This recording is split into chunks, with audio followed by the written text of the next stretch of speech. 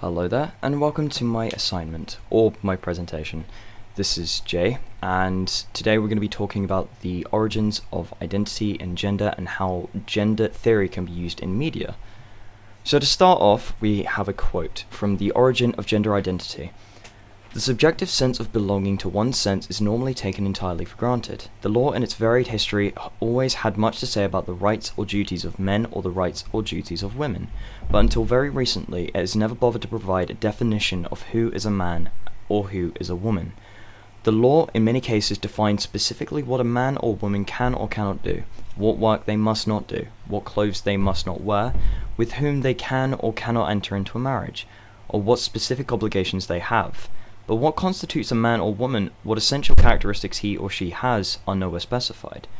Now, what this is saying, if you didn't already pick up on the meaning, was that the law has an impact and societal values have an impact on what we define as masculine or feminine. It is fairly common and well, with modern times, things are definitely changing, but it is clear to see that throughout history, societal values have played a very large impact into what we can do, how we can dress, depending on our gender and identity. And with this, we can look into John Money, a pivotal professor and someone who is absolutely essential in the idea of gender theory and gender concepts. Now, as stated above, a pivotal role in the concept and discussion of gender would be that of John Money, an American professor who graduated from Harvard in 1952 and proceeded to study into topics such as sexual orientation, sexual behaviors, and so on. Now, the quote from BBC News: John Money's work continues to be referenced in the fields of gender and sex research. Money coined the terms gender role and gender identity. He emphasized that one's gender's role, traits associated with one's public presentation of gender, had to be learned. For example, a woman who wears a dress and high heels and is publicly displaying a culturally accepted female gender role, which is a learned behavior. Gender identity, on the other hand, illustrates one's internal experience of sexuality. Money was one of the first scientists to acknowledge that one's biological sex may not correspond with his or her gender identity.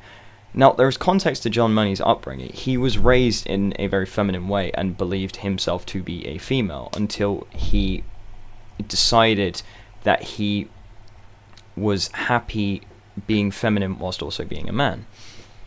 Now, when we look at this, we can clearly see where he's coming from with gender theory. Just because you act in a feminine way or just because you act in a masculine way does not mean you belong to that gender. It's a part of your identity, but that identity isn't solely defined by your gender. Now, moving on to this, we can use Money's gender theory to look at movies and how characters fit into archetypes or stereotypes depending on their gender. Now, by studying these movies, and I have made it a choice to study movies specifically from the 80s action movies, 80s horror movies, because I feel like this is when it was the strongest possible moment to emphasize gender as a subject in the form of media. Using examples of Bob Clark's 1974 horror movie Black Christmas and Mark L. Lester's 1985 action movie Commando, and even extending onto James Cameron's 1984 action movie The Terminator. All of these I feel are genuine and fairly useful in looking at how identity of gender is displayed in these movies. Beginning with male identity, using the examples of the Terminator or the T-800, John Matrix, and Peter from Black Christmas.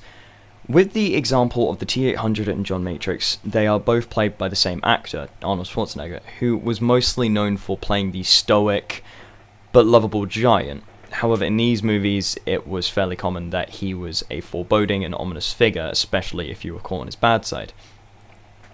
Now, his example is mostly that of he is big, he is bad, and if you get in his way, he will murder you.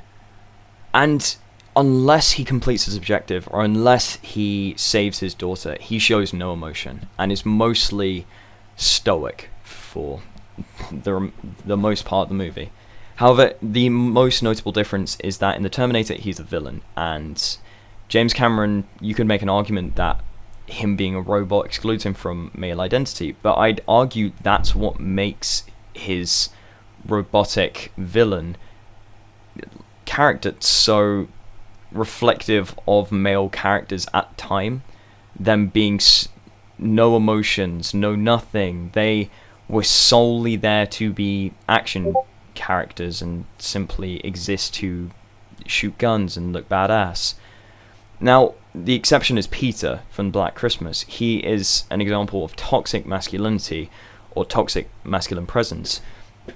He's overbearing and pressuring towards his partner at the time, who would be Jess.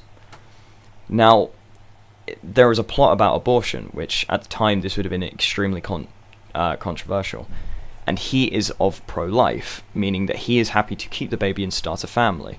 But this is due to him not being able to compete and him not being able to continue on with his life. So he's ready to, in a sense, drag his partner down so that he can have her forever. All of these characters, in a sense, treat their significant others or their their loved ones as objects or objectives, in a sense. Now, if we compare this to feminine characters, we can clearly see... There we go. Now, we can clearly see, as examples, Sarah Connor, Jenny Matrix, and Jess from Black Christmas. All of these characters, with the exception of Sarah Connor, all display similar attributes to that of a damsel in distress, at some capacity. Now, Sarah Connor goes from being a damsel in distress, needing rescue from Kyle Reese, or the protagonist of the movie, to, in a sense, inheriting masculine traits and becoming the action star herself. This is a reason why a lot of people consider Sarah Connor one of the greatest action movie feminine characters of all time, because she defeats the Terminator using her own wit and by outsmarting what is essentially an AI. And it's uplifting to see a feminine character inherit masculine traits and lead the movie on.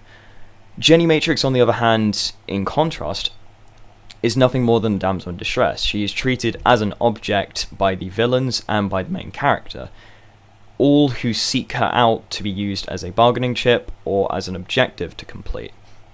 She shows 1 ounce of competency near the latter half of the movie, where she escapes from her captors, but even then she immediately is captured again and used as a bargaining chip. So it's kind of demoralizing. You could make an argument that she is a child, so she wouldn't have the professionalism as, say, Jess or Sarah, but it is still somewhat demoralizing seeing that she is a small child and a female, and yet her role is simply as a object for the masculine characters. And then lastly, we have Jess from Black Christmas, who is surprisingly competent. She does what she needs to do, and she lives her life for herself. And she opposes having her child because that's not what she wants. She wants to live her life before she can settle down with a child. And despite all the pressuring and overbearingness from her partner, she still sticks to her morals and never gives in. It is actually a very strong sign of early age feminism, and it's surprisingly uplifting to see this happen in 1974.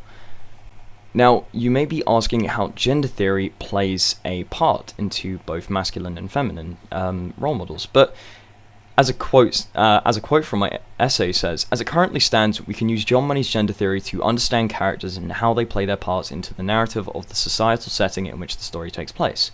Whether they can be supportive or choose to remain stoic, it is important to recognize these. By understanding this, we can learn and improve characters that perhaps seem to be based on the concepts of solely masculine-feminine ideologies, almost as if they would be conduits to enforce these traits onto other characters. Now, what I refer to is how it is important to recognize the societal setting in which case these characters were created. They fit into archetypal archetypes of they're either stoic and heroic, or they are feminine and need to be rescued, but can be cunning.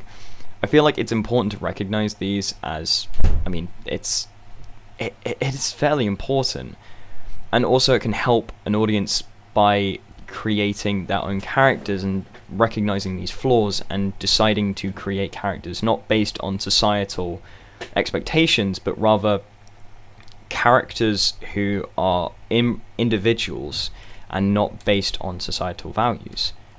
Now, I hope that made some semblance of sense, and I do hope you enjoyed this presentation, and thank you for listening. I hope you have a good day, and the bibliography is soon to follow.